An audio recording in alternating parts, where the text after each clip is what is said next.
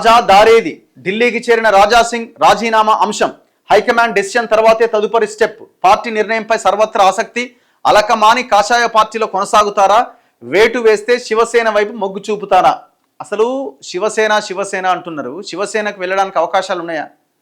శివసేన ఇప్పటికే రెండుగా చీలింది ఒకటి ఉద్ధవ్ ఠాక్రే శివసేన రెండు ఏక్నాథ్ షిండే శివసేన ఉద్ధవ్ ఠాక్రే శివసేన ఇండియా కూటమి రాహుల్ గాంధీతో ఉన్నది రాజాసింగ్ వాళ్ళకి పోతాడా పోడు రెండోది ఏక్నాథ్ షిండే శివసేన ఒకవేళ బీజేపీ నుంచి బయటకు వస్తే మళ్ళీ బీజేపీతోనే ఉన్న ఏక్నాథ్ షిండే శివసేనలోకి పోతాడా మహారాష్ట్రలో ఏక్నాథ్ షిండే శివసేన బీజేపీతో కలిసి ప్రభుత్వంలో ఉన్నది డిప్యూటీ సీఎం అక్కడ ఆయన ఎట్టి పరిస్థితుల్లో అందులోకి పోయే అవకాశాలే కనబడట్లేవు నేను అనుకోవడం ఏదో ఒకటి అవుతుంది మళ్ళీ ఆయన ఏదో కాంప్రమైజ్ అవుతారు ఇప్పుడు ఆల్రెడీ ఆయన వాట్సాప్ నుంచే కార్యకర్తలు నన్ను బీజేపీలోనే ఉండమంటున్నారు అనే లీకులు రాజాసింగే ఇస్తున్నాడు బయటికి పంపుతున్నాడు మెసేజ్లు నిన్న మొన్న వచ్చిన ఒక ఆడియో ఆయన ఫోన్ నుంచి మీడియాకి లీక్ చేసిందే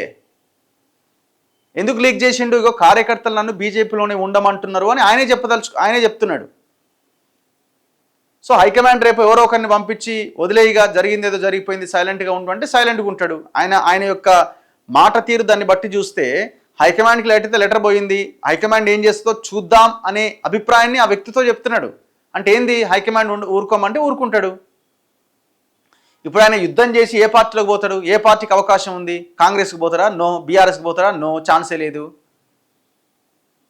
ఆయనను తీసుకుంటారా నో అవకాశం కూడా లేదు కష్టమే ఆయన ఎన్లకు పోడు అదే బీజేపీలో ఉంటాడు నాకు తెలిసి ఎన్లకు పోడు ఆయన అదే బీజేపీలో ఉంటాడు అదే బీజేపీలో కొనసాగుతాడు అంతకు మించి 1% కూడా ఏం జరగదనేది నేను అనుకుంటున్నాను